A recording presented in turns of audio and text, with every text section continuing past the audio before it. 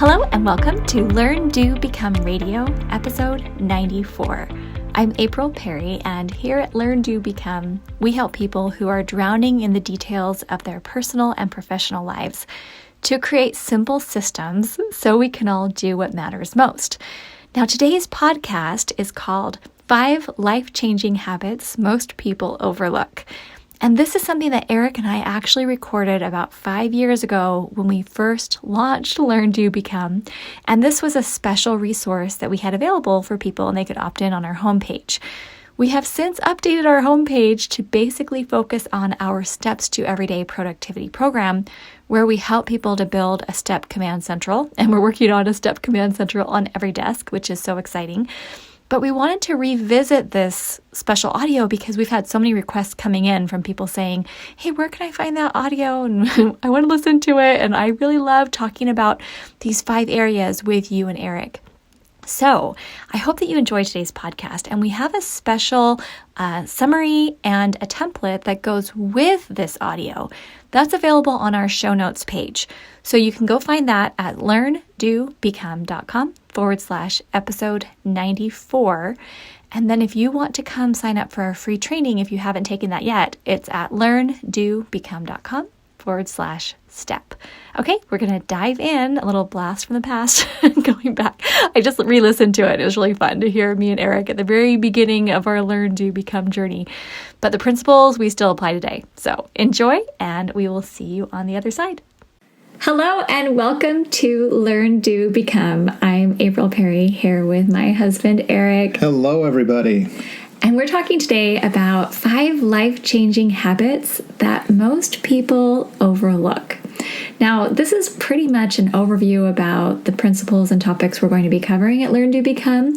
And we thought it would be fun to just start with one really specific habit from each of the 5 areas that we're going to be covering, and then be able to give some challenges and some action items associated with the habits and just have a little fun together. Yeah, we're actually very excited to have you with us here at Learn to Become. And this is something we started because, there are a lot of great principles and practices out in the world that if we are able to learn them and apply them, our lives will become better. And we want to make it very clear that as we're exploring these 5 areas that Learn to Become features, we don't think we're experts or professionals in these areas. We're learning. You're not perfect? I am not perfect, far from it. But I think it's a wonderful place, almost a laboratory or a workshop where all of us can come together and share some of the things we've learned or experienced, some of the best practices, and really grow together as we try to learn things that we need to know. With that learning, we then do and put it into application.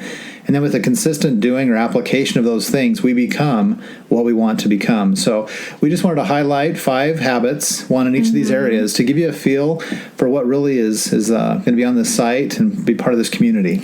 Now, before we jump into the habits, we want to talk a little bit about what we mean by architecting a life of excellence. That's our tagline at Learn, Do, Become, architect a life of excellence. So what does that really mean? What are we talking about? Do you want to give an overview, Eric? Yes. Yes, I do.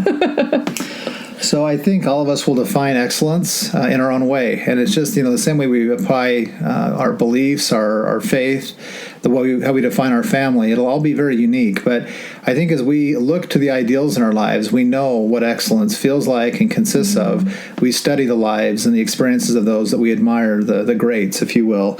And so I think it's figuring out what excellence looks like and then figuring out what are the actions, what are the steps we need to take, we can take in our lives to get to that point. And I do think it's a conscientious effort. It's an exercise consistently being done throughout our lives as we grow from, where we are, maybe mediocre to good, and then good to better and better to best. So it's this lifelong process that really should be enjoyable. It should be fun that we do for ourselves, we do as a couple if we're married, and we do with our families so that we really can create, little by little, that life of excellence. Okay. So the first one is kind of looking at the architecture of life, our life architecture.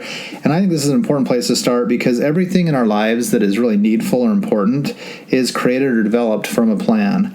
It was created conceptually or in its essence long before it was created physically. I mean, some examples are of a house or a home being created from architectural, structural, mechanical, and landscape designs and plans. Vehicles are come off of engineering. Clothing is made or sewn and created from a pattern. Foods are prepared by following recipes, and books and classes are coming from an outline or a syllabus. And art is often derived from a model or a likeness that is being replicated. But it's interesting, as we look at the most important resource or asset that we have, our own lives, we often don't put much conscientious effort or thought into planning and developing that framework. You just wake up in the morning and try to go.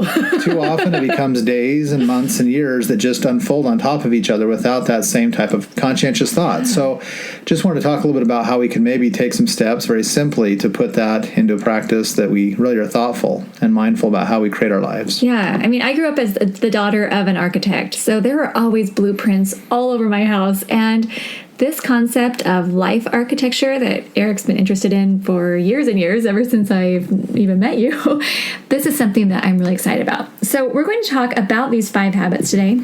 But one of the things that we want to emphasize is that what we're going to be sharing is not going to be new information, really, to anyone. I'm doubtful that anything that we're going to talk about is just brand new. You've never even heard of the concept.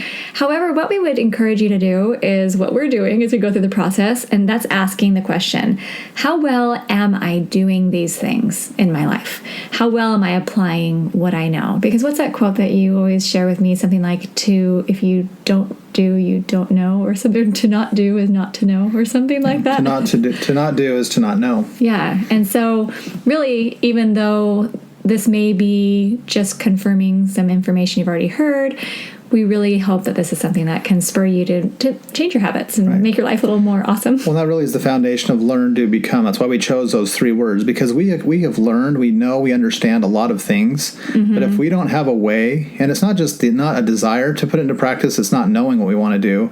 It's a simple day by day or a consistent way to apply the things that we want to do. Once we get that down, we figure out how to do what we know. The becoming happens almost automatically. Mm-hmm. So, and I think when we're conscientious about it, we have that result. I was just talking to April earlier about, we've seen periods in our lives when we've done this more with a more focused approach, and we've seen great results. And we've had actually a period where I was less maybe inclined to do this or do it well. And there was a 5-year period right after we finished college where we had kind of 5-year goals mapped out. And I really was kind of thinking about how I wanted to grow in several areas of my life. And I saw tremendous growth and progress. And then the subsequent 5 years, maybe I got a little too comfortable, was in a good position, some things were working out for us. But it was then that we went through some more difficult times, a recession in the economy, a downturn, just other things that we thought we wanted to do, but it wasn't really clearly articulated or mapped out. And I just look back in hindsight and recognize those 5 years weren't as productive or as fruitful as they could have been. Mm-hmm. And then the subsequent 5 years, 2010 to 15 now, we'll do some things we'll talk about a little bit later on. But putting that focus back in, the results that came from that were amazing in comparison. So I can see 3 5-year windows that, based on our effort, our pre-focus, really resulted in a much different outcome based on those goals and that architecture. Yeah. So let's just go ahead and we'll list what the 5 habits are that we'll be covering, and then we'll just start going through each one. Does that sound good? Sure. Okay. So I'll just read them off briefly. Number 1 is create a 5-year plan, like Eric was just talking about, and then revise it annually. Number 2 is identify next actions on each of your projects. So we want to kind of articulate how those connect up to the areas of learn to become. So the first one has to do with life architecture, and that's the 5-year plan. It's a simple way to start. Look at the next 5 years out, and that starts to give you the foundation of a life architecture. That second one goes more to productivity and organization. We're going to identify the next actions on each of your projects. Mm-hmm. Number 3 is about health. How are we taking care of our physical bodies? So this habit is to eat green vegetables. Simply said, simply done. Number 4 is emphasis on family. We are going to be talking a lot about family, about marriage, and so the habit is to schedule your family into your life. We'll talk about how that happens. And number 5. And the last area we cover is spirituality, and that has a lot to do with faith, religion, just the inspiration that we need in our lives, however you define that. And so that 5th habit we're going to talk about today is connecting with the divine first, the first thing we do each day, and making that our focus as we live our lives.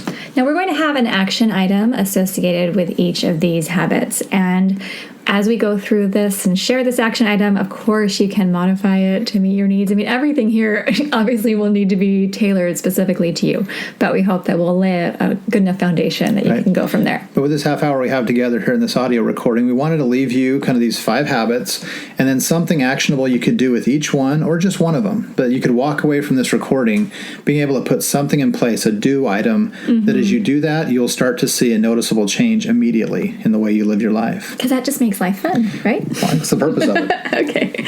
All right. So let's jump into number 1, the life architecture habit, which is create a 5-year plan and then revise it annually. And you gave some background on your 2000 to 2005 and then 5 to 10 and 2010 to 2015, talking about how those had changed.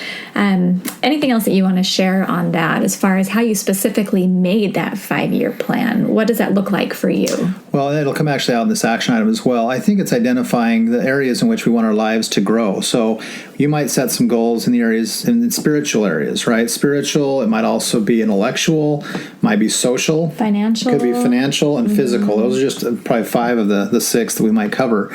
But you might pick a couple goals that you want to see yourself achieve over the next year to 5 years.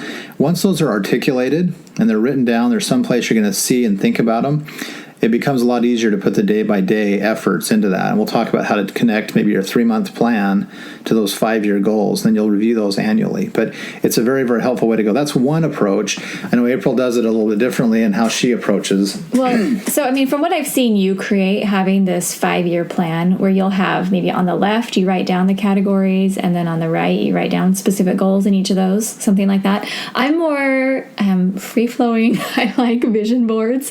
So I will sometimes either just get a file folder and put a bunch of Post-it notes in it, or right now I have a dry erase board that's hanging on the wall of my office. And you've also used those Elmer's trifold boards that we use for our kids' science projects. Yeah. And just having Post-it notes inside that board, because the board can then fold up, you can carry it around, you can stick it in the closet or behind a file cabinet. But then I've seen her open it up every 2 or 3 months. She'll usually keep it in a place that's visible, but she'll probably every 2 or 3 months review it and actually move some of the Post-its around, take a few down that have either been done or that maybe aren't quite as essential anymore, aren't quite central to her purpose. And it's been interesting because one time I think you had a whole bunch of Post-it notes all over the board, and then you kind of figured out there were 3 areas you really wanted to focus on. Yeah, I think I had about 50 to 60 Post-it notes with all kinds of great goals regarding, the podcast that we create, regarding health goals, just regarding a lot of different projects I was working on. But it overwhelmed me because I was trying to do too much. So I simplified it down to about 15 Post-it notes, and the 15 really tied into 3 areas that she was most focused on this year. So she may not be looking out 5 years as much. I think maybe we do that a little bit more in concert and conversations that we have. Yeah. But that board becomes kind of what she wants to work on in a given year. And those 15 Post-it notes really kind of centralized on 3 corners of a triangle.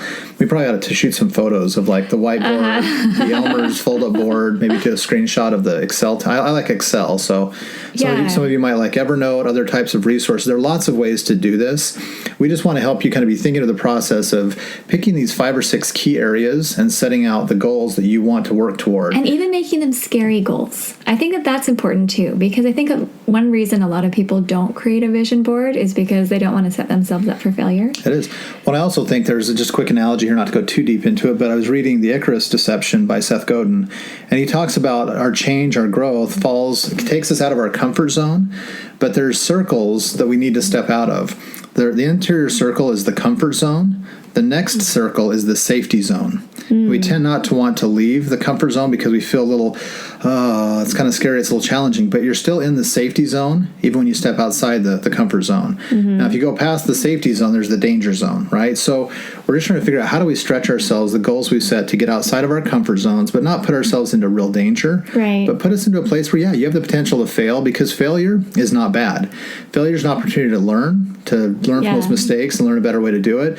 It's a way to grow, and it's a way to say, I'm really pushing myself beyond my limits. So not to diverge too far. You don't have to share your vision board or your 5-year plan with anyone, right? You don't have to. This can be something for you. If you feel like you want to keep it personal, you can. But we found a lot of times that success comes when you share that with somebody you trust, an accountability partner. Or a good friend. Could be a friend, a spouse, a colleague at work.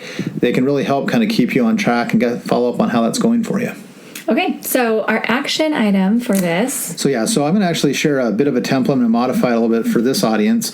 I have a chance in some of the work I do in our community to work with some young adults who are transitioning out of just different service opportunities or education and help them figure out what their next step goals are. And I do this exact thing we just talked about. I have these 6 areas down the left side, and I say, tell me what you want to be and look like 5 years from now. What are the goals? What are the accomplishments that you will have achieved in those 6 areas? And once they get that perspective, that vision, down below, I give them the exact same 6 areas, and I say, okay, well, tell me about the activities, the efforts you're going to step into over the next 3 months. So it's kind of what are the action processes, what are the action steps that are going to help lead you in the next 3 months to that goal. At the end of those 3 months, they'll come back and set up some new actions based on what they've accomplished, and just what they find is they achieve those goals within about 2 to 2.5 years, the 5-year goals, which is amazing. I actually read a quote from a man who said, I once sat down and set out my life and all the things I hoped to accomplish by the time I was 35. And he was 17 at the time. And he said, and I put myself to working on those daily, and I found that I had accomplished and achieved every one of those goals by the time I was 22 years old. So once we have that type of clarity and that focused effort, this doing to become, you will find out that you'll be able to reach those goals much quicker. And then set new ones. Right. You're not done. That's why this habit, this number one habit, is create a 5-year plan and then revise it annually. Because at the end of this year, you might find that you're done with quite a bit of the 5-year plan. Yeah. Well, good. Extend it. Make another 5-year plan. And Don't just retire. Yeah, you'll find great achievement in that, I think. All right, well, let's step into habit number 2 in our productivity area. This is about identifying next actions for each of your projects. And just a little aside on that, April over the last 5 to 7 years has really spent some time developing a system that has really worked well for individuals and families. It's very much based off of David Allen's Getting Things Done and the David Allen Company, some great principles that he has laid out there. She has found a way to kind of personalize those for individuals and families to help them focus on and be able to get these big kind of challenging projects done in a very simplified way. Right. And so a next action, as defined by David Allen, is identifying the next specific, visible activity that will move a project toward completion. Now, obviously, there are some bigger projects, more of the life goals, like talked about in habit number 1. But right now, I'm going to talk about those projects that are weighing on your mind that might be something like, oh, I need to paint the bathroom, or I'm starting a new business, or maybe we need to declutter the garage or something like that. And so I'm just going to walk through a couple of examples and show how we identify next actions. So example number 1. Let's say that you just got back from a conference and you have a notebook completely full of notes. You've scribbled things in the margins, you've written down names of people you've met, you just have tons of different book ideas or things that you can do, and you come home really excited from the conference. What I find is that most people end up doing absolutely nothing with what they end up bringing home from a conference. Why are you looking at me? Oh, no. Not you. But you come home with 300 business cards or a whole bunch of notes, and then it just feels too overwhelming. You don't know what to do. So a next action could be take 20 minutes and go through your notebook and your business cards and put together 1-page sheet of your most essential takeaways. I do this for every conference where I'll say, okay, here are the ideas I want to implement right now. It's usually about 4 or 5 things. Here are the things I want to do as soon as I can. Here's some of the key things that I learned at the conference. And here is maybe the 5 people I really want to follow up with through email or phone call or something like that. That way, I still have my whole huge notebook, but I have one sheet, just 20 minutes going through and just making kind of an executive summary of what I learned at the conference. And I'm guilty of that, because when I go to conferences, it might be 2 or 3 days of just great information flowing at you. You've got so many notes, but then those go in a folder or in a binder, or they go on a shelf somewhere. And when I watched April do this, that 1 page, those 4 or 5 things she wants to work on, those 4 or 5 people she wants to reach out to and keep in contact with to do something immediate, the amount of value, I mean, that is probably 10 times or more the value of the conference. Right. And you're getting it right back out because you went there, you learned it, now you're doing something with it to apply it. So learn, do, become. Wow, that's exciting. Okay, so yes, absolutely. That is just one really simple next action for something like conference notes. Here's another example.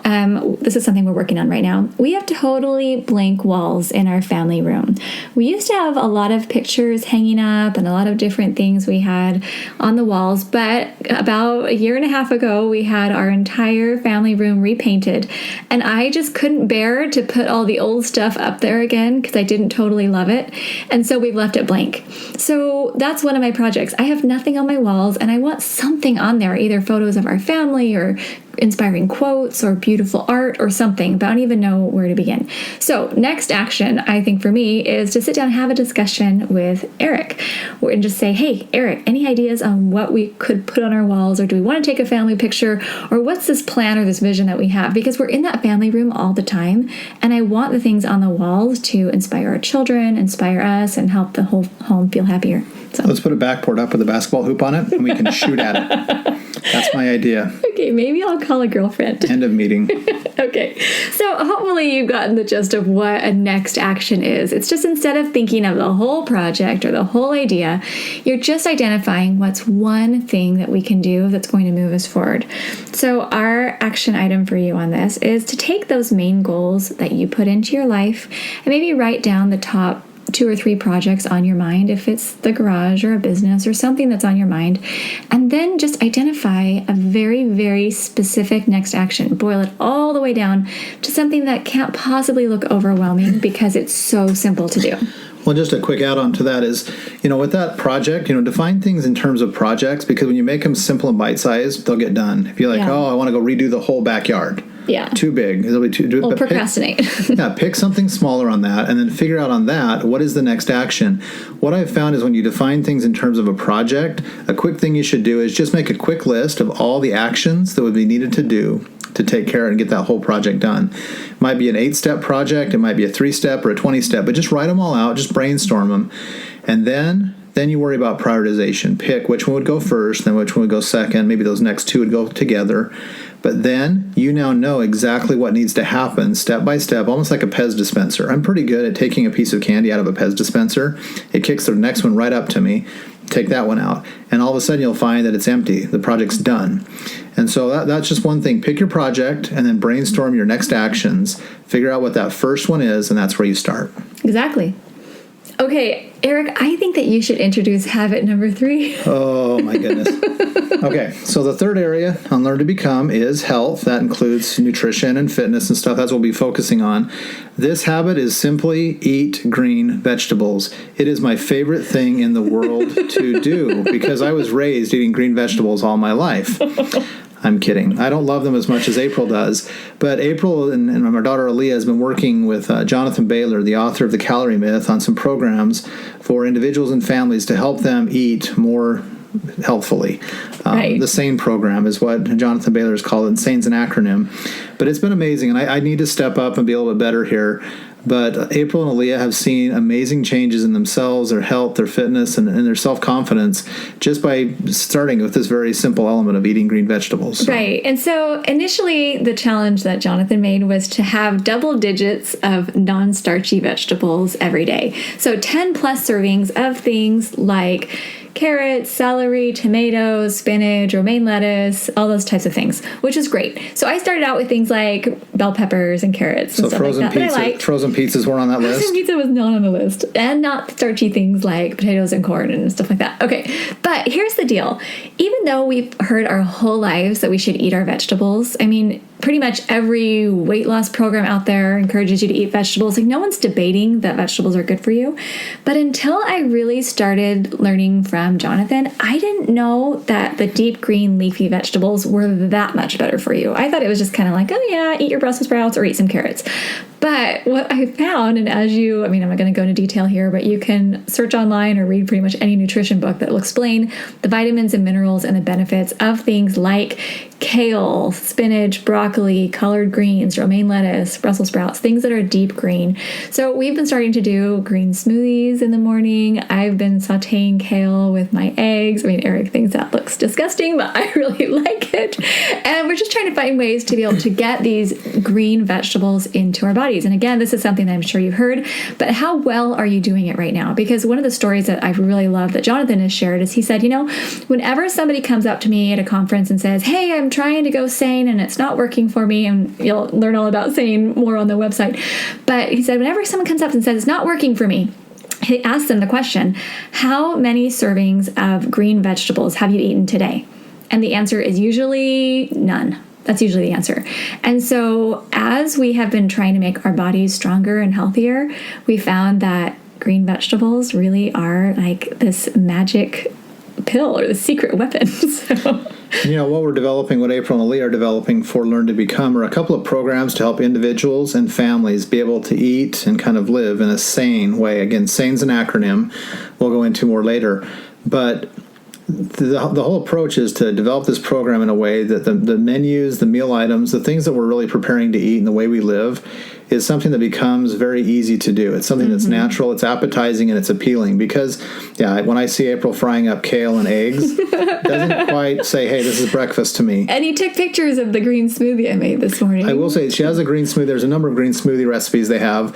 One actually has some orange zest in it, and so the way it's formulated actually tastes like a liquid orange creamsicle. Yeah.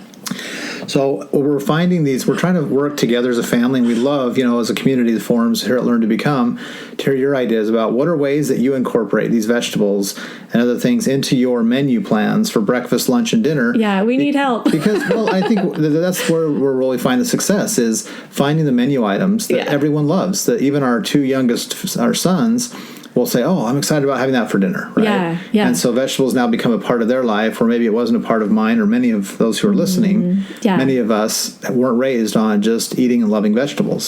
So. Okay, so our action item here is just for you to identify one way that you can get more green vegetables into your diet. So whether that's going online right now and Googling some green smoothie recipes, or going to Jonathan's website, sanesolution.com, go check out what he has to offer there and just start. Or even just Google green leafy vegetables and look down that list and you pick out your favorite 5. Then go to the store. Brussels sprouts and kale are not mine, but there are lots of others out there, some I hadn't even heard of before. They're actually really good.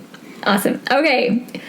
Habit number 4, schedule your family into your life. Now, I know this seems a little bit silly. Like, really, do I have to schedule my family into my life? Because they're all over the place.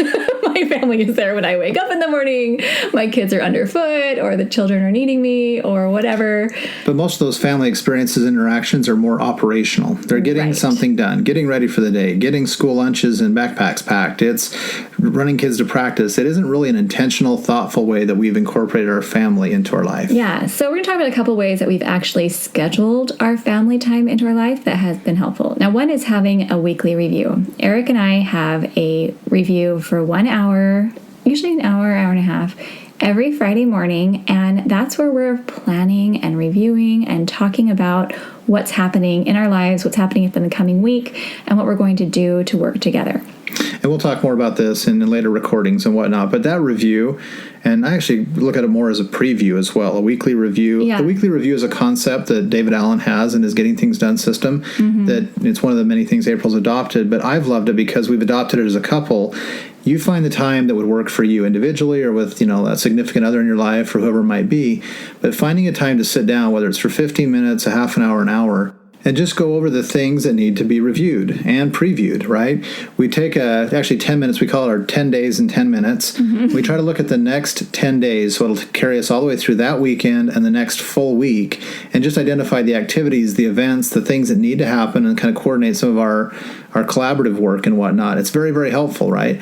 And it just really helps as we look at our activities. Then we can, after the 10 minutes are over, talk about anything we want to do with our children or our family to make that more meaningful. But that preview process really does help become more intentional about being in the moment. And I hear a lot of people talk about being present or being in the moment. That's the ideal, right? It is. That's the ideal. We want to enjoy as much because all we ever have is the present. I mean, we can look back on the past, we can hope and plan for the future, but I think our present becomes more powerful and more meaningful when we take a little time periodically to look backwards at what has been happening, how it's been going, what's worked well, what hasn't, and also then look ahead and figure out what's coming down the pipeline. What are we going to be able to do? What are the events, activities, opportunities where we can intentionally pre-plan to do some things well when that moment in the future becomes the present? So weekly reviews have been awesome for us. Another thing that we are trying to do is schedule time to be available with our children and with each other. Now, this is something that might seem a little odd at first, but it basically means you have an hour or two scheduled in your day when you are not on your phone, you're not in email, you don't have your laptop open, you don't have the TV on, you are just present. Now, you don't necessarily have to be just sitting there staring into space. You could be, reading an actual real newspaper. You could have a real book in front of you. You could have, be folding laundry, just doing something where you're just in one spot and you're available. This has been huge for our children, first of all, because what tends to happen is when we just sit down, for example, say it'd be right after dinner. This is typically when we've done it for over the past, 15 years. Once we've eaten dinner, we'll sit down in the family room for a few minutes, no TV on, just being there. And that's when the children will typically come and sit by us and they'll start talking. They'll start sharing. They'll start saying things like, oh, hey, I want to talk to you about my test at school today. Or I just reached this goal that I set. Or there was this guy at school who was being really mean to me today. Or something like that. And they'll just start talking. Like for me, actually, my opportunity is I've found the last year or so I've had the chance to take our kids to school, drop them off in the mornings because they have a pretty early start. And it's been awesome because I'm driving our middle schooler over to middle school. She has her two younger brothers in the back, but that's a lot of time when she'll talk to me about some things. It's not long, and we can pick up those conversations later on after school or another time, but that's when they open up. When I drop her off and I'm taking our two elementary school boys to school right after her, we get into some pretty fun and funny conversations and just talking about kind of what's on their mind, what they're thinking about, maybe some things they're concerned about or worried about. And I also take my daughter, our high school daughter, to an early morning event and then, sometimes drop her off from there to high school. And that's when I think a lot of those conversations, those opportunities, what we try to do is we try to keep the radio off. The children who have phones now, they keep the phones away, and so do I. I'm driving. Obviously. But it's awesome because it's this non-radio, non-cell phone distracted time where we're just kind of driving along, talking, laughing, joking a little bit. And it's a great opportunity to kind of really connect. And not that it's typically scheduled, but it is scheduled in a way because I know I take them to school. But it can also be done in the home. You don't have to only be in a car while you're doing it. And I think that's where sometimes we feel like, well, when you're home, you're just always either busy or on electronic or something like that. Right. But I bring up the car option because I know a lot of parents are taking their kids to activities and events, practices after school. They're not just hanging out at home all day. Periodically, you could maybe have intentionally planned for that to be radio free and maybe ask the kids, hey, let's put the phones away, the devices away, and just talk about something. It might be, hey, what was the high and the low of your day today? Yeah, make it natural. Yeah, I used to pick my daughter up from middle school, and it used to be that I'd ask him, okay, what was the funnest thing that happened to you today? You did a carpool, right? Like we did a carpool. We had she and about 3 or 4 of her friends, and I would often ask them, what was the most enjoyable part of your day one day? The next would be, what was the saddest part of your day today? Yeah. And what was the craziest thing that happened to you today? Or what was the worst thing you smelled today, right? I mean, they sound like ridiculous questions, but it gets a dialogue and it gets interaction going where you have a chance to really kind of connect with and build a relationship with those people who are important in your life. And your mom was a great example of this too, where you had 2 kind of family gathering rooms in your house. One is called the blue room, that's more of the TV room, and one's called the brown room, that has a fireplace and the piano, and it's more for reading, right? And it's like kind of a small little room still with all of our 1970s, 80s furniture. Awesome. I love that room. I do too. And so one of the things your mom told me, though, she said, when I want my children to open up to me and talk to me, I know if I just come sit here in the brown room and just read the paper, just kind of sit here, that the children one by one will start coming in and just start talking. And I thought that was brilliant because, again, this is a question, how well are we doing these things? And of course, you might not, have children right now. This isn't just for people who have children. But as you're thinking about your family or your environment, the people who are important to you, are you making time to just be available? It's the same thing, I feel like, as a wife. When you come home or I get home, if I'm caught up in my laptop or I'm caught up in doing something and I'm not available to talk to you, and maybe you just had an experience you want to share with me, or maybe you just wanted to connect with your wife and say hi, it's important for me to be able to shut the computer or, disengage from what I was doing and actually be present for you, just like I appreciate when you're present for me. One thing, this principle, just a quick aside, the principle of being accessible works not only just in a home and a family with children and spouses, it can work for grandparents, right? Mm-hmm. Your grandchildren know that there are certain things that you're doing, and when they come to grandma or grandpa's house, when you do those things, you become accessible. It becomes a kind of a culture there. In the workplace, in the professional environment, if you manage a team or whatnot, you might have a time when people know that that's kind of your open window. Your door remains open, right? Yeah. It could be 1 to 3. It could be 10 to 11. Whatever, you kind of set a certain kind of window when people know if they have something important they need to come talk to you about, there's kind of this window that's just kind of a standing window that's open if they need to use it. I just think that being approachable and being kind of open and available, it's a powerful concept in connecting to family and to others in our lives. Right, exactly. So the action item here is actually kind of a fun one. You want to describe this? Yeah, I would just kind of suggest, go to your calendar right now and just schedule. You don't have to do it right now, but schedule a half an hour to an hour when you can do a review and a preview, kind of like we talked about, to look backward over the recent weeks and look forward to the week ahead, where you can look briefly over the things that are working with your family and what things you could do better.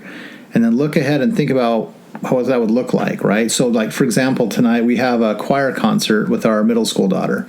So I'm trying to think, okay, when we plan this, what can I do to make that time with her a little bit more special? And April brought up, but what else can we also do maybe in the moment with our two younger boys who might be kind of squirming around in the seats? What can we do to help them maybe appreciate the music and the culture that's being presented to them? Yeah.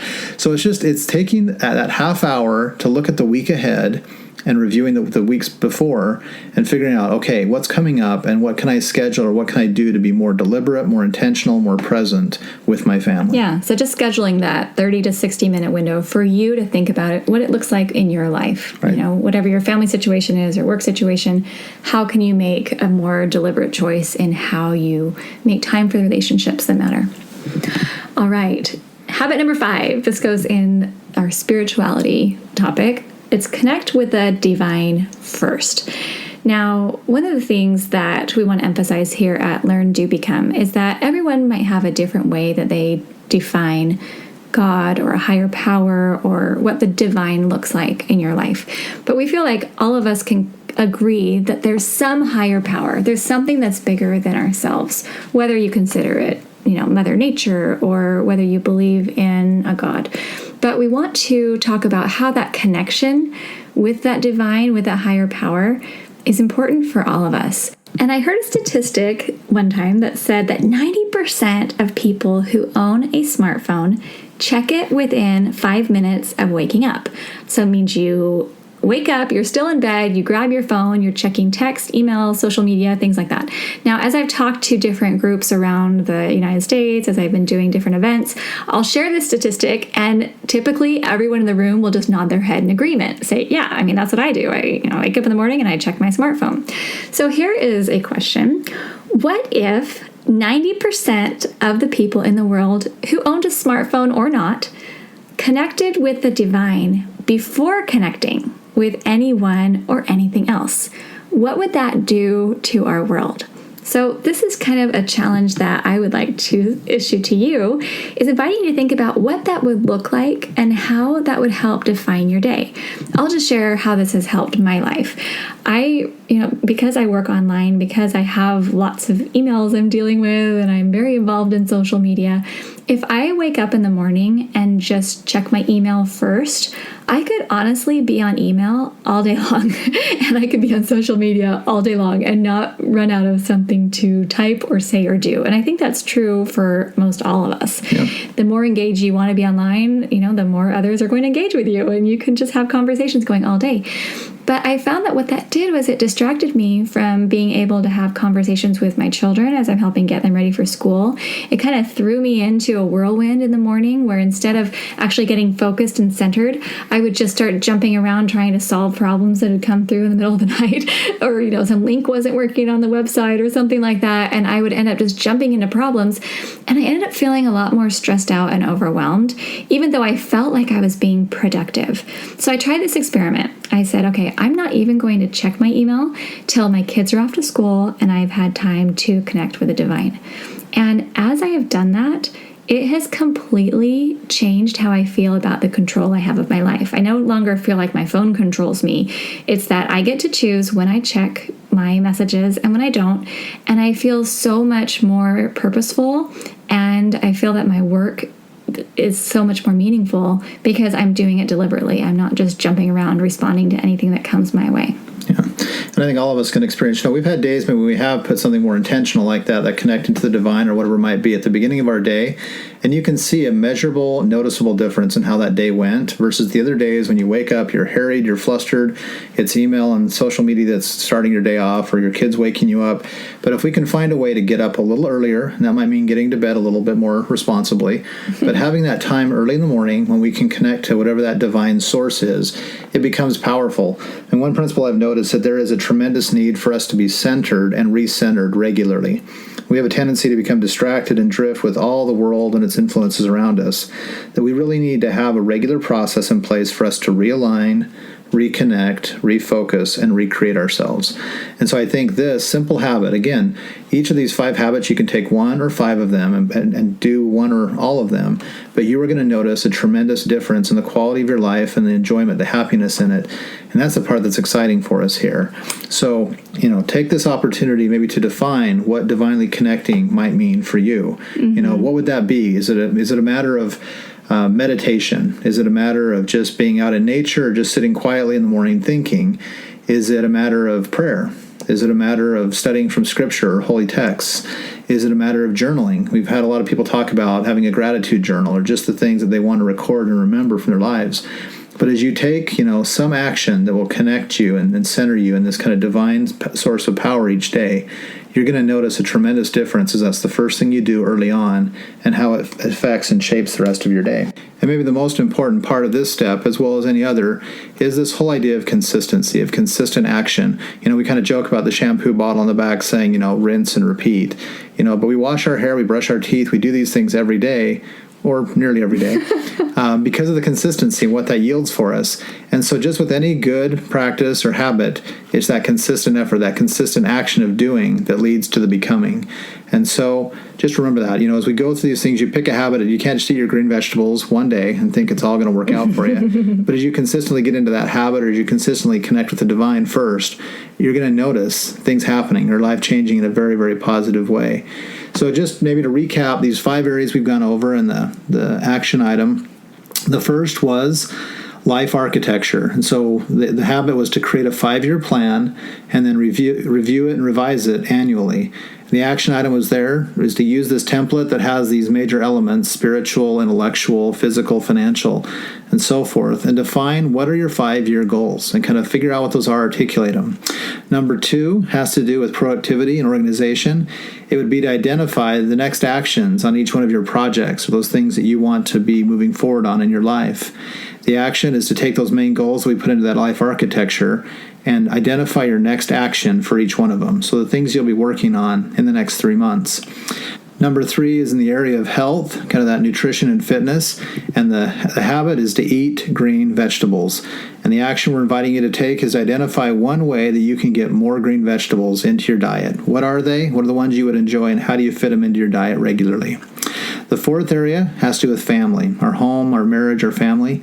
And it's to schedule your family into your life.